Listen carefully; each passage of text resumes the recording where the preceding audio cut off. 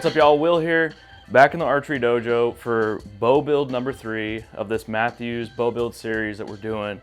And I've got a special bow that I'm doing for the third and final piece of this. And reason being is this is going to be for my dad. This is the Mathews Image. What I'm excited about with this bow is my dad has bow hunted a long time, and recently he's kind of had to hang his bow up. And reason being is he's had shoulder issues. He's had your old school 55 to 70 pound bow, and he just can't draw back on it anymore.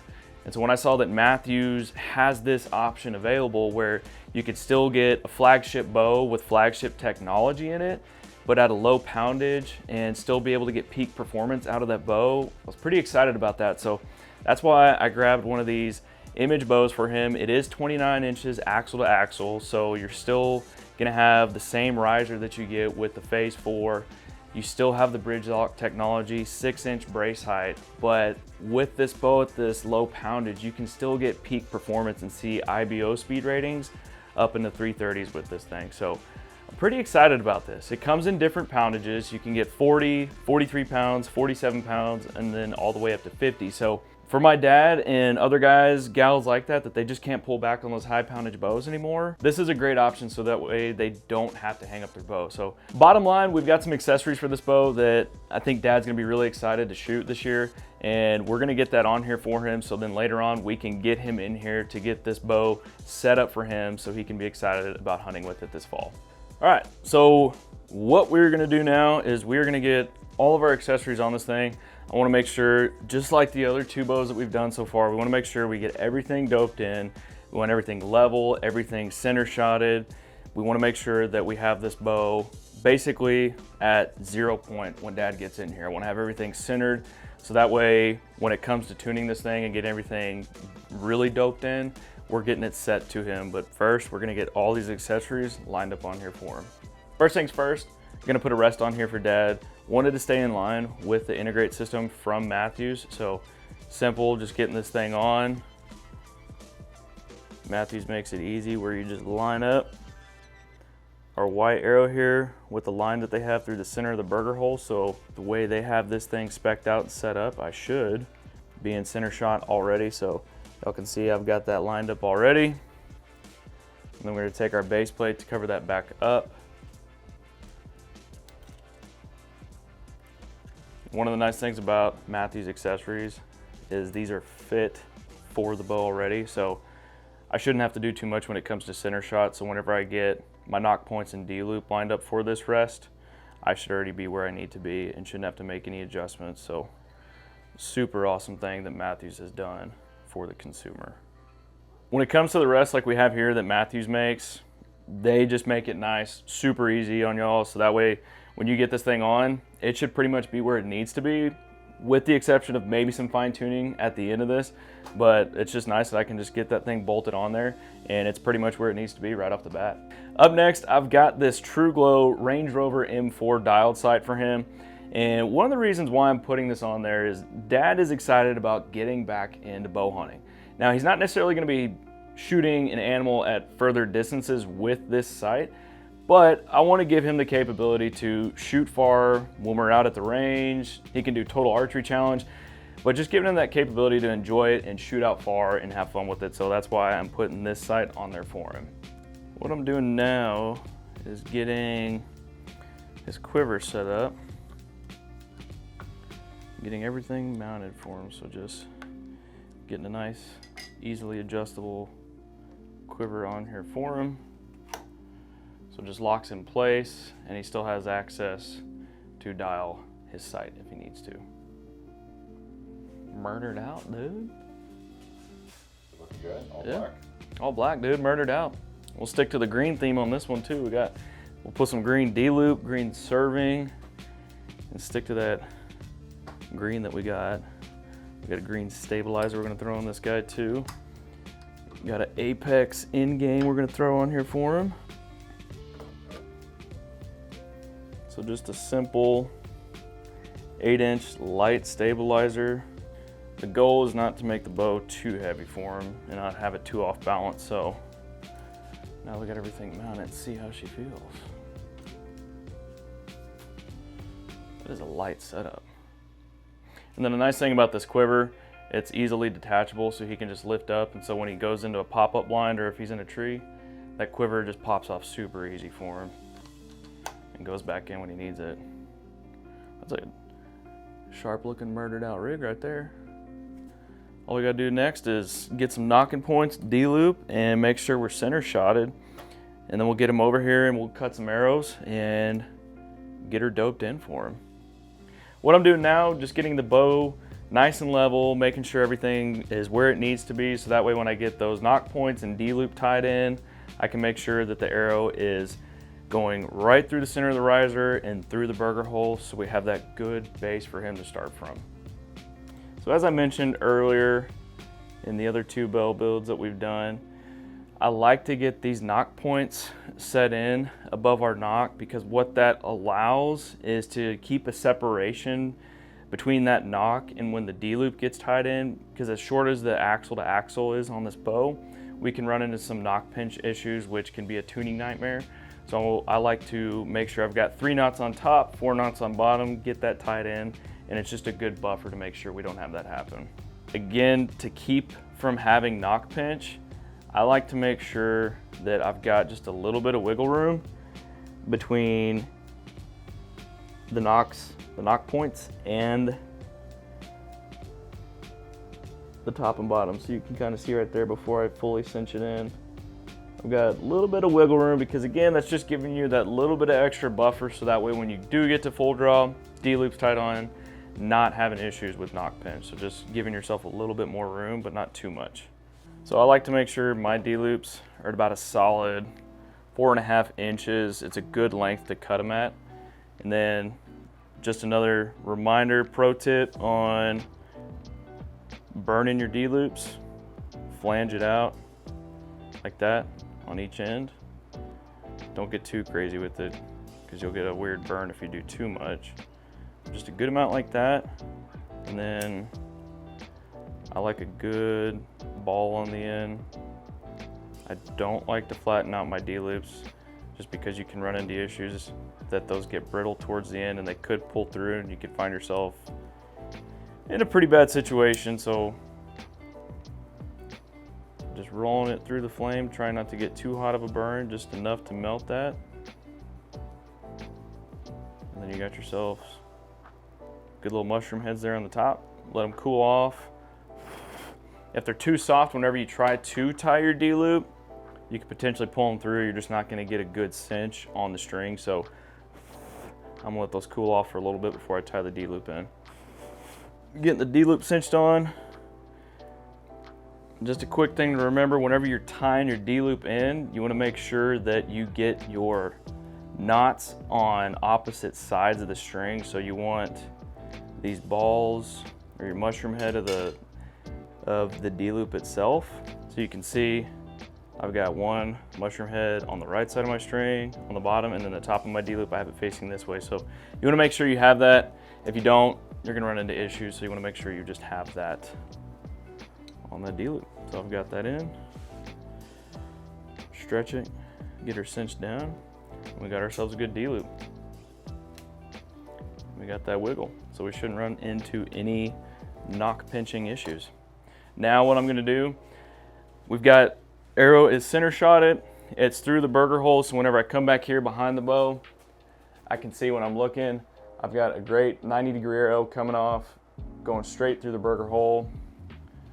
She is set in center shot, and now last thing I'm going to do is I'm just going to get this sight adjusted to where our pins are lined up evenly with our arrow going through our string. So it's going to give us a great starting point for Dad. So when he shows up, we're going to be able to get that arrow cut to his length. We're going to be able to get his peep height set, and then we're going to be able to shoot through the chronograph, paper tune, and make sure that this thing is doped and ready for when we go out to the field. An important thing to think about and have as a consideration when you're setting up the bow, whether it's for you or somebody else, you want to make sure that they're the ones that are shooting the bow. Now, of course, I set up a bow for Josh, so I got that bow pretty much where it needs to be. It might shoot just a little bit differently for him once he gets the bow, but that's where he's going to have to fine tune it for him. In this instance, we're going to have my dad over here. He's gonna be shooting the bows at paper tunes because we're gonna tune that bow to him. That's an important thing because you're gonna get the bow right where it needs to be from a base, center shot, leveled, everything that it needs to be doing, but you're gonna have to tune the bow to that person. So that's why it's gonna be key to have Dad here to shoot through paper. So we've got the bow at 0 and then we're gonna go from there. So again, when it comes to paper tuning, the last thing we want to touch is the rest. That's the last thing we want to have to adjust. If we do, we might fine tune a hair, but we're going to be looking at cams, top hats when it comes to these bows, when it comes to paper tuning. Hopefully first shot, we get a nice bullet hole like we did on Josh's bow, but if not, we'll have to adjust and go from there. Last little thing I'm checking here, I'm checking for knock fit again. I want to make sure that I don't have a knock that's going to stick on there. I can already tell just by plucking that thing on, it's going to come off pretty easily, which is what you want. You don't want a knock that's just stuck on there because then you're going to run into tuning issues and it's just going to be a nightmare. So all you got to do, just like we did on the first 2 builds, you're just going to pluck your string like a guitar. If that thing comes off easily, then you know you have good knock fit. If not, then you're going to have to look at potentially putting a thinner serving on there or changing up your knock points or D-loop. So it came off pretty easy. So we know there we've got good knock fit and we don't have to make any adjustments now. All right, last thing we're gonna do here before Dad show up, we are just going to get our cable tied in for our rest. We're just going to split the string on the bus cable that goes down. So one way to check that, if you're doing this yourself, you can just pull up on your string here a little bit when you got it in the press, and then you can look at your cables here and you can see you want to find the one that's going down towards your bottom cam. And so you can see that we've got this cable here that's moving down towards the cam. So we know that that's the one we're going to split, put this cable through, and then we'll draw back on it to set the timing on it. And then we can tie our knot, and then that should be placed and set where it needs to be and shouldn't have any issues with it. Yo! Hey. So we're just finishing up your bow here. We're gonna set your peep height. You're just gonna get back to full draw, and then I want you to put the string on the tip of your nose and then put that first knuckle like right under your earlobe for your anchor points.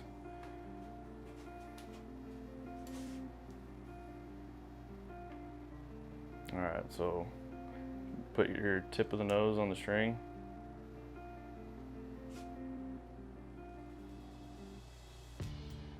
Okay, keep holding it. You still good? So what I'm gonna do, bring the tip of your nose and put it up on your string.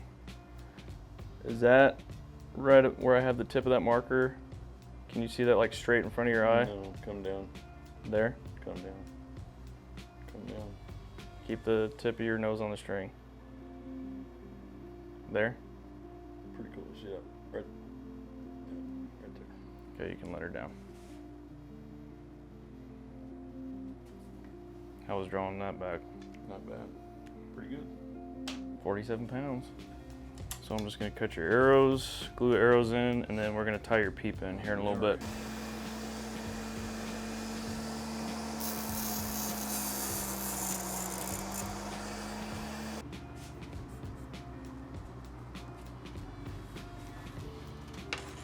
So the arrows that he's shooting on this are the Bloodsport Judgments, and they've got a 1,000th tolerance for straightness, so they're a super straight arrow, but then they're sitting at 7.5 grains per inch, so they are a very nice light arrow. We just got those cut to his length, and total weight on those is sitting right about 355 grains.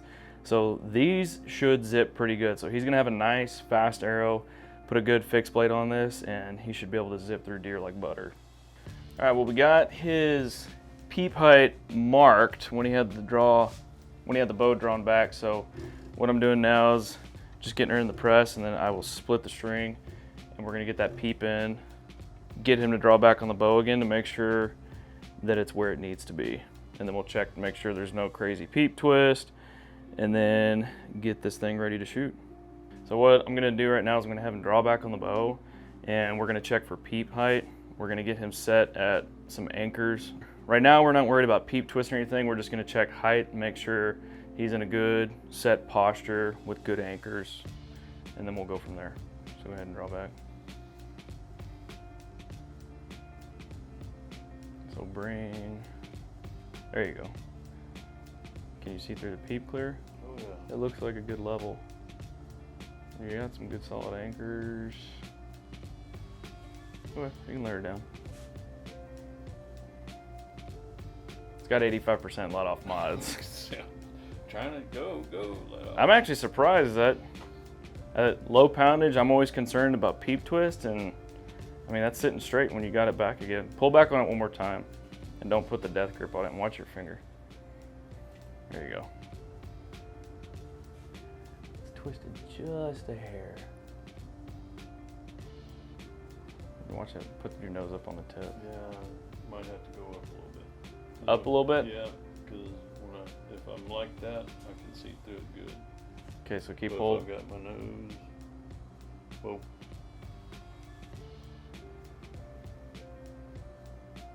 How's that? Yep. Good? Yep. You got a nice straight posture. Okay, let her down. All right, you can take it up. All right, so we got his peep height set. The peep's canted just a hair, but we're not gonna worry about that too much because as he shoots this thing, it'll probably settle in. Seems like we have a good level peep when he's at full draw. So what I'm gonna do now is get this thing tied in, then we'll shoot through chrono. Interested to see what speeds these arrows are gonna give us, and then we'll paper tune it and see what adjustments we need to make. 262. All right, shoot another one. Turned a little bit. Okay, so we're getting dupes, so that's good. We're still getting that 260, 261 speed, so we got good consistent speeds. I have a feeling we're gonna be paper tuning pretty decently on this one, but we shall see. And squeeze her off. Not bad. She's a, oh man. I mean, it's like a 1/16 to an 1/8 of an inch off of being a bullet hole. We need to shoot more. Yeah, yeah, that needs to shoot more because I mean, that doesn't warrant being adjusted at all. If it was bad, but when we've been doing like groups of 2 or 3, you know, like we shoot our rifles, just to get consistency. Same thing. Cam time is good too. I'm not gonna touch any of that.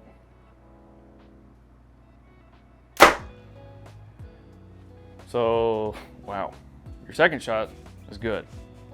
So right now, just Dad's put 2 shots through the paper with this thing, and I mean, they're dang near perfect bullet holes. I mean, I could get very picky about it. I mean, they're just maybe somewhere between a 1/16 and an 1/8 of an inch off. And I mean, this is where you can get real picky about tuning.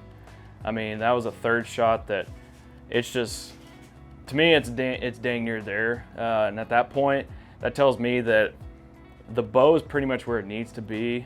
We're working on his grip because he's kind of had a death grip on it, so teaching an old dog new tricks on this one. So we're working on getting his grip set on this, and I think honestly, just looking at that bullet hole, I'm not gonna touch the bow, but over time, as he shoots this thing and the bow really settles in, it might change a little bit, which at that point would warrant coming back in here, and if we need to put some twists on stuff or cams or top hats on that, we can do that at a later point. But where it's at right now, to me, it's sitting where it needs to be for him, and now we can just get out in the field and he can get this thing sighted in. Get on my shoulder, you know. I mean, it's a touch. That one was a little bit more. Yeah, I don't know. It's pretty dang good for. It's pretty dang good, and just with the death grip you've been putting on it, I just don't want to touch it because to me, it's in your grip, just how little it is. All right, well, we got this thing doped in for Dad. We got it where it needs to be. He shot it, and we got a little bit of grip work to do, but what we're gonna do now, we're gonna go head out in the field. He's never really messed around with one of these dialed sights before, so gonna teach him how to do that, run through that, and let him get this sighted in so he can start shooting with it and get ready for the season.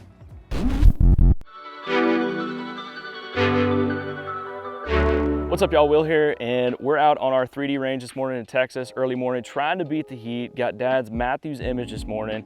He's gonna get this thing sighted in, and it's gonna be fun to do that this morning because he hasn't shot a bow in a while, but we got it doped in, tuned, everything's where it needs to be.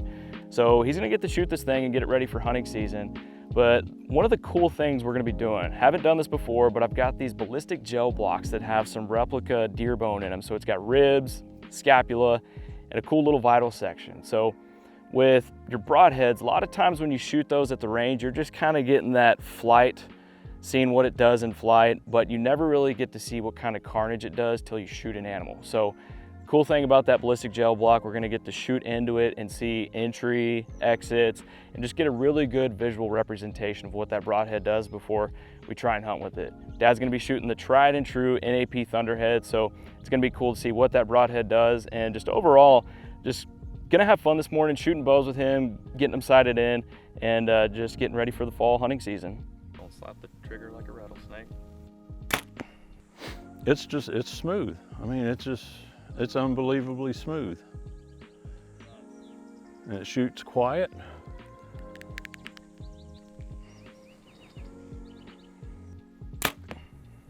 How's it feel? It feels good. I mean, I like shooting it. Quiet? It's quiet, no vibration, or very little, if any. Way better than your old bow? Oh yeah. What old bow? It's an antique.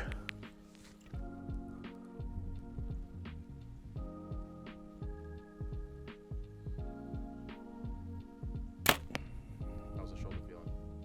Good. It's not straining it at all. Shoulder's not hurting at all? No, no pain, not hurting. Haven't taken anything for pain, so it feels good. No aspirin? No Advil, no nothing. No Advil, no nothing? First rounds you've had in a minute though, probably, right? Yeah. When was the last time you were shooting bows? 3 years ago, 4. Yep, been a while, quite a while. Just wasn't comfortable doing it anymore. All right, so Dad's gonna take the first shot with the Thunderhead. We're gonna see what damage it does on this ballistic block.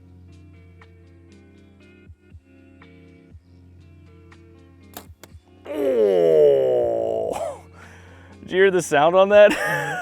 Well, let's go check and see what it did. What'd it sound like? Good splash. Good splash. Oh man. I mean, smack dab. Went through that rib. Look at it. I mean, we didn't get full penetration, which we weren't expecting with, you know, his lower poundage, but in terms of this being a deer, that's what you want to see. I mean, you want to get as much of the arrow as you can through. And I mean, we've got an exit over here, big cut. I mean, it sliced right through the bone. Unbelievable. Yep, I have no doubt, you know, because I think they'll make it through an animal. I think I'll make it all the way through. You gonna shoot that this year? Oh yeah, why not? It'd be crazy not to. Verify, trust and verify. Yep. Want to throw another one at it? Why not? Yeah. All right, so he's got number 2 we're shooting. He already shot 1 through. Got a nice pass through, good damage. So we're just shooting again for fun. Oh! That sounded juicy. Through bone again, man. Ah.